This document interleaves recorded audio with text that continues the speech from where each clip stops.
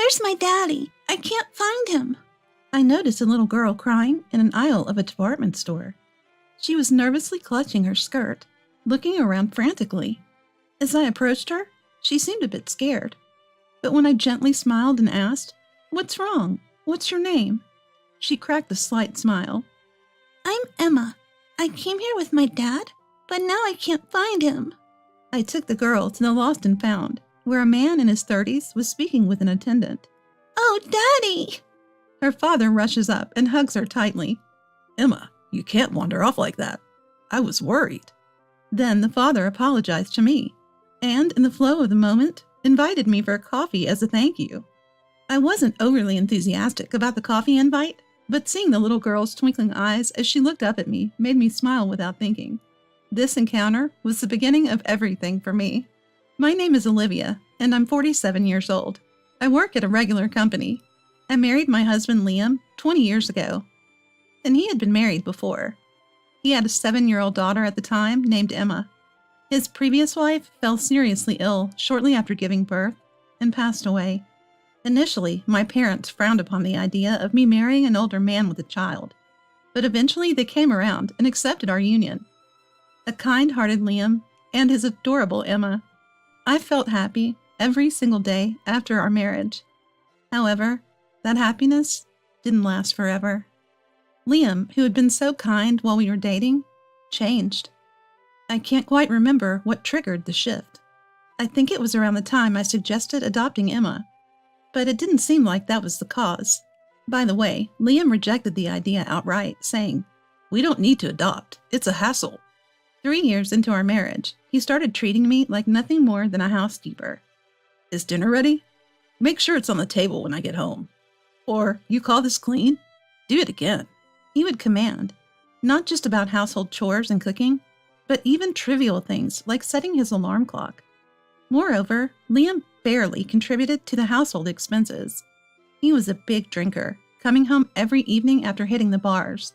The scent of cologne wafting from his suit made it clear that he wasn't just at any ordinary bar.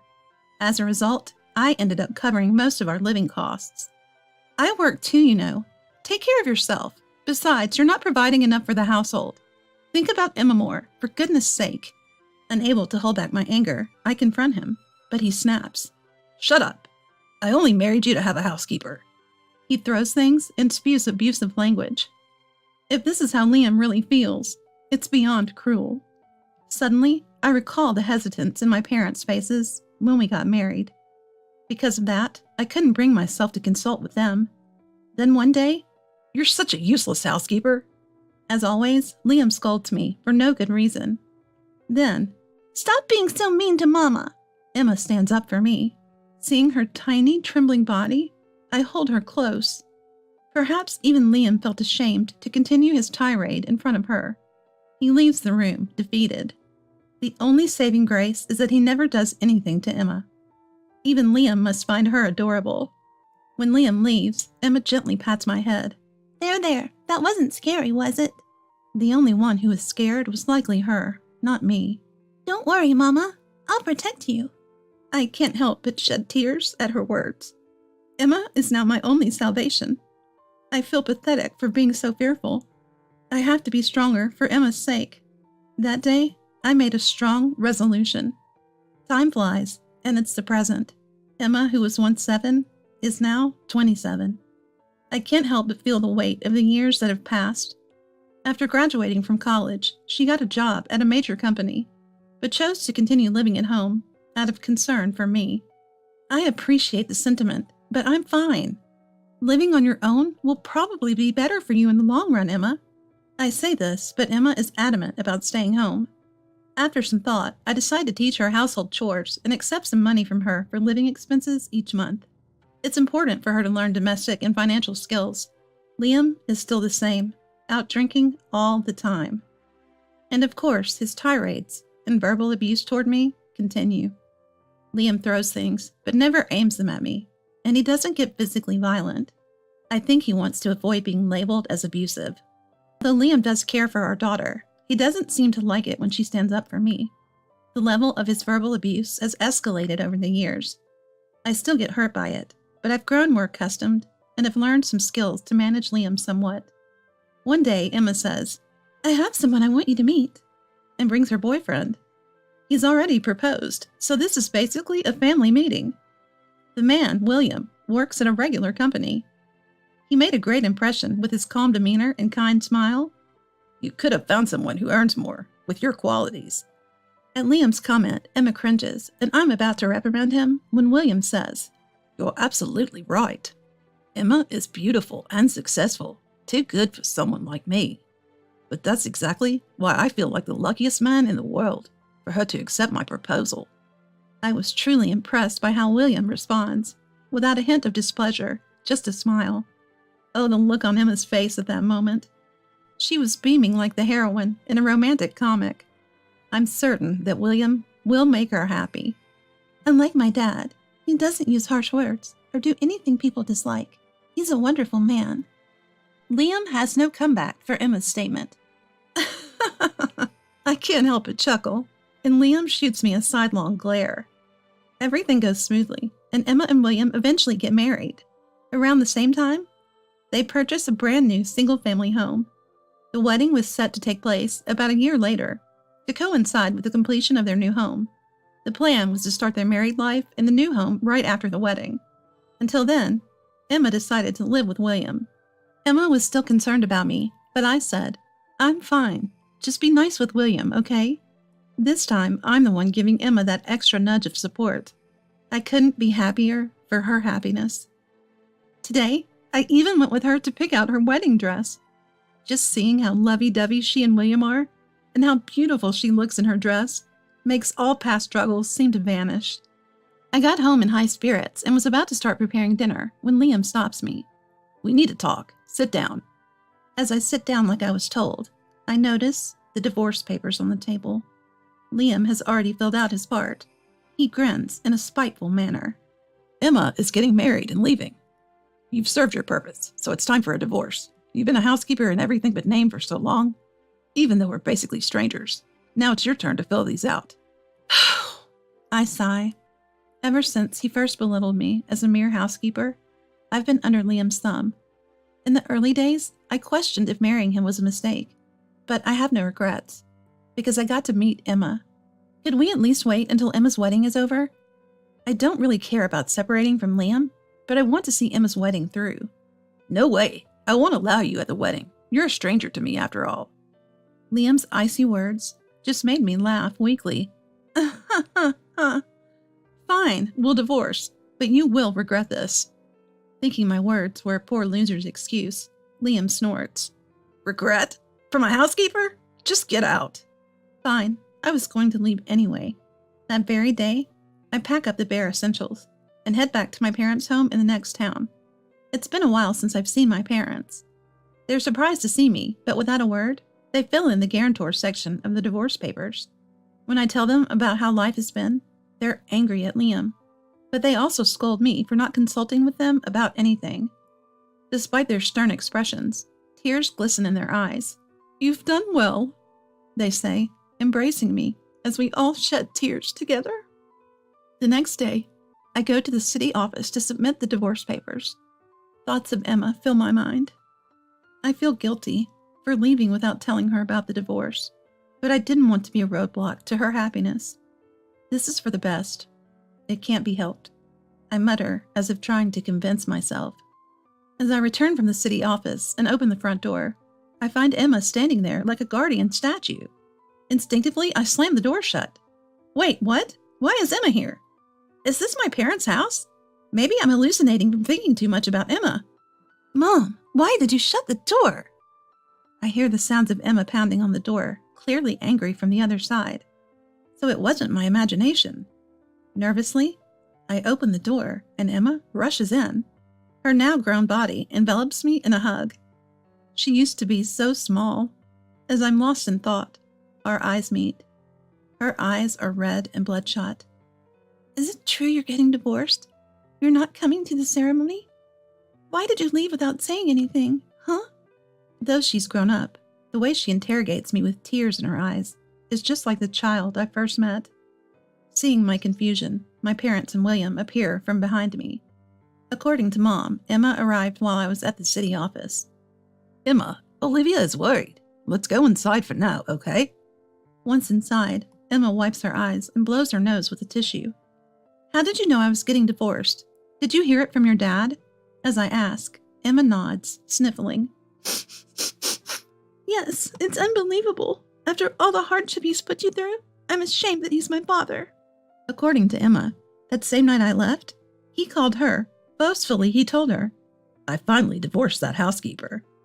Moreover, Liam already has someone he plans to remarry, and he intends to bring her to Emma's wedding. Given that the divorce was already an unexpected and sudden event for Emma, it's understandable if she's upset. While I'm baffled by Liam's actions, Emma speaks up through her tears. Even if we're not related by blood, and even if you're divorced, you're still my mom. I want you at the ceremony as my mother, no matter what. Emma makes her plea, tears streaming down her face again. Next to us, William nods and says, My parents are on board with this too. Can't you consider Emma's wish? Is this really okay? As I'm hesitating, my parents give me a nudge. Have some confidence. Blood isn't everything, they say. Emma, William, thank you. I tightly grasp Emma's hand tightly. About 2 months after the divorce, my phone rings. The screen displays the name of my husband, or rather, my ex-husband. What the hell do you think you're doing? He screams at me right off the bat. What is this about? No greetings? I respond calmly, but Liam yells and rants furiously. You sent a certified letter to me and Ava. Upon hearing the name Ava, I can't help but smirk. That's the name of the woman Liam plans to marry. Ah, so that's why you're calling. I see you're now free to marry the woman you're having an affair with. Congratulations. Expect a bill for emotional damages from the divorce trial. I trust you and your wife can handle that. In a calm tone, I let it all out. I can hear Liam stuttering on the other end of the line. He must be scrambling to catch up mentally. I continued speaking. I had suspected your infidelity since your attitude towards me changed, but I never thought you'd actually been cheating for over a decade. Liam frequented a local bar. Turns out, he had been having an affair with a bar owner, Ava. After marrying you, Ava confessed that she'd liked me for years. She encouraged me to enjoy our time together while you handle the housework and child rearing. It's not my fault. You're the one who lost your allure as soon as we got married. I sighed as I listened to Liam's angry justification. His change in behavior toward me must have started when he began his relationship with his mistress. This must be why he never approved of Emma and me adopting to begin with. Liam seemed to have some affection for Emma as his daughter. If after adopting, I said, I'm divorcing you and taking Emma, you'd be in trouble, wouldn't you? Thinking about it that way made sense to me. You claim to love Emma, but you can't even understand her feelings. You're really pathetic. Emma said she's canceling your invitation to the ceremony. You're probably going to lose her too. And of course, I would become more domesticated after marriage. Are you clueless? Just be quiet. What are you saying? Don't make a fool of me. And there's no way Emma would sever ties with me. In response to Liam's irrationality, I had more to say. You've been belittling me all this time, but your pride sure is intact. Who do you think you are? That's why I told you you'll regret it. Holding back all this time made my words even sharper. Well, compared to the verbal abuse I've received from Liam, it was nothing. Liam, who had never heard me raise my voice, either was taken aback or just shut up. I go on to explain Liam's infidelity. I found out about your affair 2 years ago when your mistress sent me a letter. It said, Liam has been mine for over 10 years now. You're too clueless to even notice. Maybe it's time for a divorce. That letter was sneakily tucked into your jacket when you were drunk. Bold move. But it serves as great evidence. So it actually helped me. Even after suspecting and finding out about the affair, the reason I couldn't go through with the divorce was my concern for Emma. Though Emma was already an adult, I wanted to wait until she was married and moved out. So after the divorce, I consulted with a lawyer to demand alimony from Liam and his mistress in divorce court. By the way, learning that the statute of limitations for infidelity is 3 years from when you find out made me break into a cold sweat. Also, I'll be demanding alimony for the long-term emotional abuse I've suffered from you. Hold on, wait a minute. Liam interrupts, visibly flustered by my continuing offensive. Forget the affair for a second. There's no evidence of emotional abuse. You can't do that. I chuckle, having expected Liam to say exactly that. I've kept diaries and household accounts since we got married. Everything you said and did is recorded, including the meager living expenses you gave me. I didn't say it on the phone to make sure Emma wouldn't be affected, but Emma had captured several instances of Liam throwing things at me and verbally degrading my character. With all this evidence, my lawyers gave me the green light. Wait, I was wrong. I'll divorce Ava right away. The only family that truly matters to me is you and Emma. I can't help but laugh out loud. It just came out naturally. So you throw away your mistress now, after finally remarrying? Emma and I don't consider you important at all. Liam was still talking, but I hung up the call and blocked his number. All that's left is to proceed with a lawyer. After this, I'm planning to consult with my lawyer again, this time about adopting Emma. A few months later, I was able to demand compensation from both Liam and his affair partner. Both of them seem to have scrambled to gather a large sum of money, perhaps even taking on debt. I imagine they're struggling now, living in poverty and burdened by society's judgment.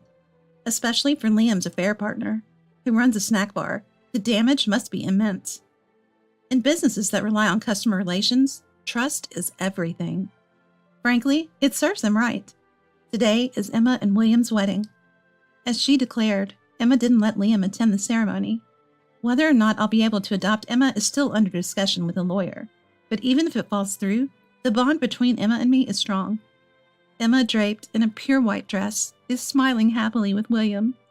I'm the father of a bride. Let me go. It seemed like there was a faint sound of a commotion with security outside the venue, but it must have been my imagination. After the ceremony, Emma and Liam asked me if I wanted to move in with them in their new home, but I declined. I'll be there in a heartbeat if you two ever need help. Value your time together as a married couple, I told them. I handed over the money Emma used to give me for living expenses when she was single, along with a card gift at the party. I had been saving it secretly for a time when Emma would need it. I'm thinking of renting an apartment nearby to keep an eye on Emma and the others.